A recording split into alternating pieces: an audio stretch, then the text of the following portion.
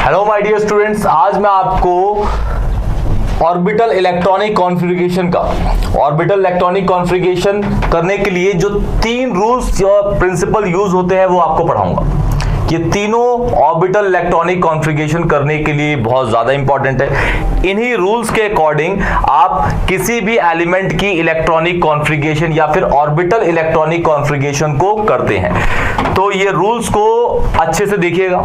Statements आपको जब आप टेस्ट में या फिर पेपर में लिखेंगे तो एज इट इज आपको यही उतारनी है। क्यों? क्योंकि स्टेटमेंट रूल, प्रिंसिपल और लॉ की कभी भी चेंज नहीं होती। एज इट इज उसको रट्टा मार के ही उतारना पड़ेगा आपको। क्लियर? चलिए स्टार्ट करते हैं। पहला है आपका Pauli's exclusion principle. Pauli's exclusion principle क्या कहता है? एक ऑर्बिटल में मैक्सिमम 2 इलेक्ट्रॉन्स आते हैं अपनी ऑपोजिट स्पिन के साथ। इसकी बेसिकली 2 स्टेटमेंट है, पहली ये, दूसरी ये। क्लियर? तो दोनों स्टेटमेंट दिखाऊंगा, कहती यही है लेकिन अलग अलग तरीके से बोला जाता है, मतलब एक ही होता है दोनों का। एक ऑर्बिटल में मैक्सिमम से मैक्सिमम 2 इलेक्ट्रॉन्स आते हैं अपनी ऑपोजिट स्पिन के साथ। जैसे आपको पता है कि कितने तरीके के आपके सबशेल होते हैं। सबशेल आपके एक होता है एस, पी, डी और एफ। एस में 1 ऑर्बिटल, पी में 3 ऑर्बिटल होते हैं, डी में 5 ऑर्बिटल होते हैं, एफ में होते हैं 7 ऑर्बिटल्स। 7। क्लियर? तो अकॉर्डिंग टू पॉली, एक ऑर्बिटल में मैक्सिमम से मैक्सिमम 2 इलेक्ट्रॉन्स आएंगे अपनी ऑपोजिट स्पिन के साथ। ये है आपके, इसमें 1 ऑर्बिटल है तो इसमें मैक्सिमम कितने इलेक्ट्रॉन्स आ सकते हैं? 2। इसमें 3 है तो मैक्सिमम कितने इलेक्ट्रॉन्स आ सकते हैं? 6। एक ऑर्बिटल में 2, 3 में 6, तो 5 है तो कितने आ सकते हैं? इसमें मैक्सिमम 10। इसमें 7 है तो 14 इलेक्ट्रॉन्स आ सकते हैं। ठीक है? और इलेक्ट्रॉन्स अगर आप फिल करेंगे तो एक ऐसे, एक ऐसे। क्लियर? ये वाला इस डायरेक्शन में होगा, ये वाला इस डायरेक्शन में, ऑपोजिट स्पिन के साथ। जैसे आप कोई शूज लेने जाए तो शूज का जो बॉक्स होता है उसमें शूज किस तरीके से अरेंज होते हैं? इसी तरीके से। क्यों? क्योंकि बॉक्स की, शूज का जो बॉक्स है उसकी जो साइज हो कम हो जाए। अगर एक ही स्पिन में रख देंगे दोनों तो साइज उसका हो जाएगा बड़ा।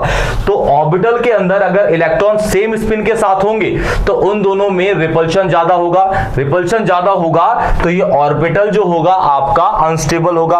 ऑर्बिटल अनस्टेबल होगा तो उसका सबशेल क्या होगा? अनस्टेबल होगा। सबशेल अनस्टेबल होगा तो शेल अनस्टेबल होगा। शेल अनस्टेबल होगा तो एटम अनस्टेबल होगा। एटम अनस्टेबल होगा तो मॉलिक्यूल अनस्टेबल होगा। ऐसे ही कर करके पूरी रिएक्शन, कंपाउंड ही पूरा का पूरा क्या हो जाएगा? अनस्टेबल। एक छोटी सी गलती से आप पूरे के पूरे कंपाउंड को ही अनस्टेबल बना सकते हैं। इसीलिए एक ऑर्बिटल में मैक्सिमम से मैक्सिमम 2 इलेक्ट्रॉन्स आते हैं अपनी ऑपोजिट स्पिन के साथ। ये पॉली की पहली स्टेटमेंट थी। देखिए, only 2 electron may exist in the same orbital and these electron must have opposite spin. These electron must have opposite spin. दूसरा क्या कह रहा है? ये स्टेटमेंट 1 थी, आपने देखी है।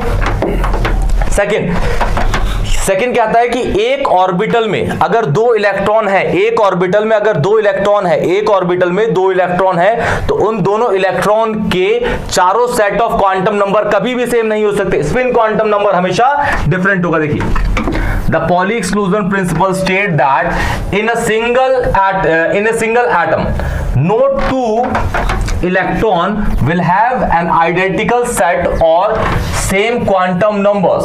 कौन कौन से? n मतलब प्रिंसिपल, L मतलब एजीमुथल, सब्सिडियरी या secondary quantum number, Ml is magnetic quantum number और Ms is spin quantum number. Spin quantum number हमेशा डिफरेंट होगा। जैसे एग्जांपल के तौर पर बताता हूं सेकंड स्टेटमेंट के लिए।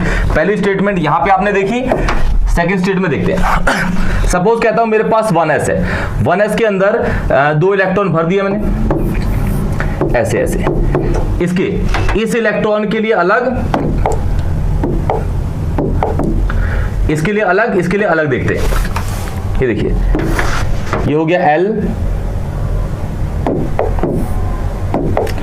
N, L, Ml, Ms, N, L, Ml और Ms।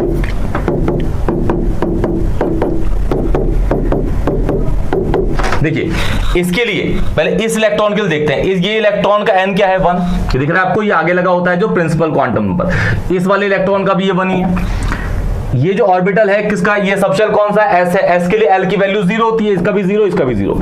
और अगर एल की वैल्यू 0 है तो पॉसिबल वैल्यूज ऑफ एम क्या होगी, ये भी क्या होगी 0, क्योंकि आपको पता है कि जो एम निकलता है वो माइनस एल से प्लस एल तक जाता है, माइनस एल से प्लस एल तक, तो ये 0 है तो एम एल भी 0 होगा। अच्छा, अब ये इलेक्ट्रॉन है तो इस इलेक्ट्रॉन की स्पिन क्या होगी, पॉजिटिव हाफ, और इस वाले दूसरे वाले क्या होगी, माइनस हाफ। तो आपने देखा ये वाला सेम था, ये वाला भी सेम है, ये वाला भी सेम है, लेकिन ये वाला क्या हो गया, डिफरेंट हो गया।